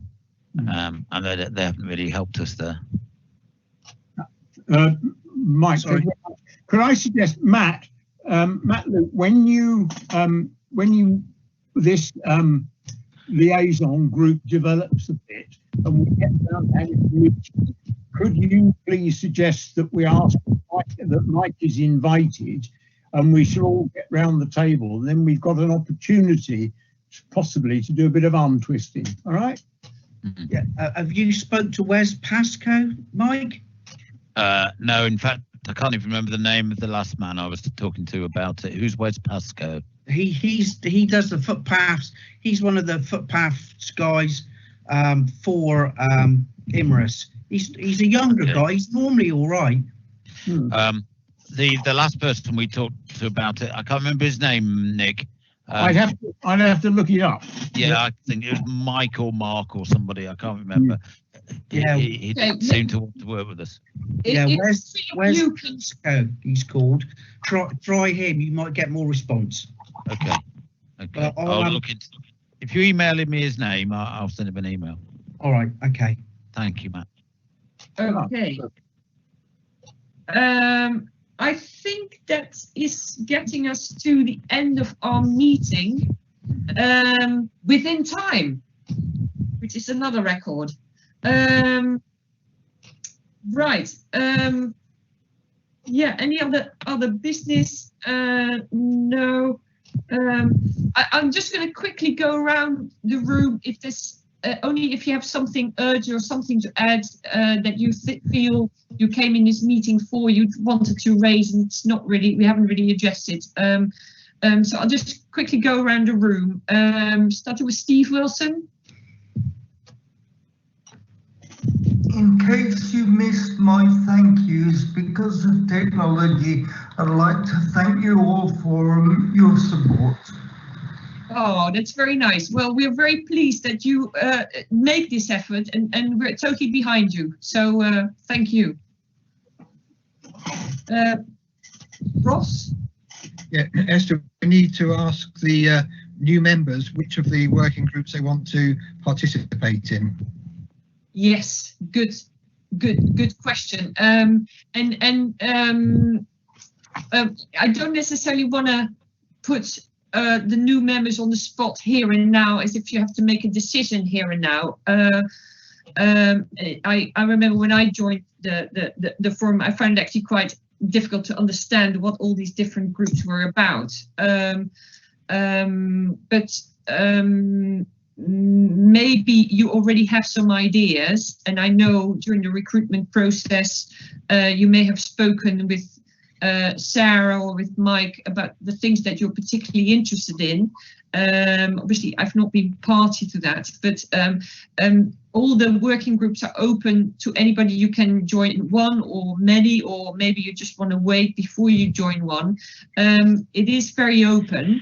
If you really want to come forward, please do. But if you say, I'd like to think about that's fine as well. Or if you want to speak to some of the people on the working group. Sarah, do people have an overview of who is on which group? Yeah, that's on the agenda.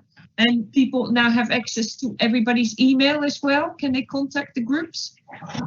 Yes, the email addresses of the forum colleagues will be in the meeting request I've sent out, but if their members do wish to be put in contact with one of the leads on the working groups, I'm very happy to supply the contact details, Chair.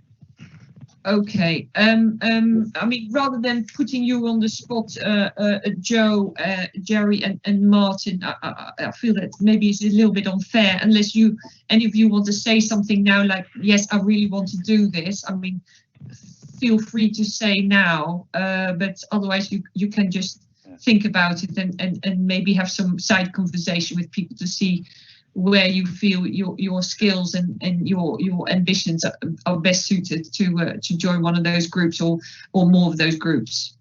Is that okay? Yeah, if I could, I've turned off the screen now so you can't see I'm still there. I'm happy to. Obviously, you have quite an issue by saying it with them all in an open access group and nobody being present today. Probably that would be one area I'm happy to take a role in if that's help to you. And yeah, that would be good. Thank you. Yeah. Esther. Yeah. Nick here. Can I two suggestions I would make? One, could Sarah possibly circulate an up-to-date list of members with contact information? We've got several since we last had one, which I think is 4 years ago. We've got several new members and several people have left the forum. So if we could have an updated list of members with email address, telephone numbers, and their particular interest, that what group they represent, that could be very useful. The other thing, I think she's probably sent out a list of members of the various groups. The one thing that we're lacking, I think many years ago we had a sort of informal constitution for our working groups. All it was, nothing too legalistic, but it was a list of the working groups and what they were set up for. Because I have a feeling that one of these working groups, the working group it continues to exist in name, but has probably either lost its purpose or changed its purpose. I think we need possibly a bit of not exactly a rethink, but I think we need to be brought up to date. Yeah, I think that's a good suggestion. I mean, Steve Wilson has done a very good job on defining the objectives of his group. And maybe it's worth every leader of the group just to try and jot down what their key objective is. So it might be useful for themselves, but it's definitely useful for others as well to understand what these groups are about. So if I can ask every sort of lead of the group to do that, or if you're not the lead of the group, jiffy up your lead of the group to jointly develop that, if that doesn't exist already. And how do we gather that? And maybe that's something that can then be shared via Sarah with the whole team. Yeah, I think if the various group chairmen or whatever leaders email their thoughts to you, if you could pull it together and get Sarah to circulate it before the next meeting, that would be a good idea. When you say you, is that Esther or is that Sarah? Esther. Yeah. I'm just a bit reluctant to say yes to that because I'm just so busy with my work at the moment, and I'm just worried that I'm not going to do that justice. Send it to me, Esther. I'll deal with it. To Ross. Yeah. Yeah. Good. Okay. Right. I'm not busy. I don't believe that, but I thank you very much for that offer, Ross. I'm just going to go around quickly if there's anything else, because we got 2 minutes left. It's not probably enough, but I've got another call at 4:15, and I'd like 5 minutes just to get my head in gear for that. So if we quickly go, if there's anybody else, I think Martin's gone. Anybody who'd like to comment? Sarah, anything else? Nothing from me, Chair. Yeah. Nothing from me, Chair. Okay, Mike, anything? Nothing from me, Chair. Rob, anything? Nothing for me, Esther, thanks. Good meeting. Steve Church? No, nothing for me. Carol? Nothing more from me, thank you. Matt? No, I'm all good, thanks. Nick? No, I just say thank you, everybody, and good night. Thank you. Ross?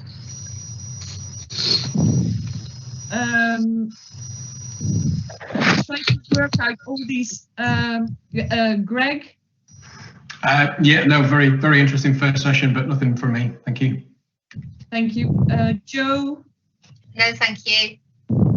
Thank you. David? No, I don't think so. Thank you. And LP, live stream producer guest. Remind me who you are? Yes, that person is just the person operating the live stream. Oh, right, okay. I thought, have I forgotten anybody? Steve, you still have your hand up? Have we addressed that?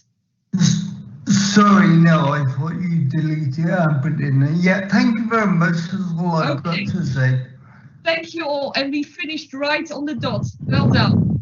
Thank you so much. Congratulations, and Chair. thank you, Sarah. Cheerio, Chair. Thank you.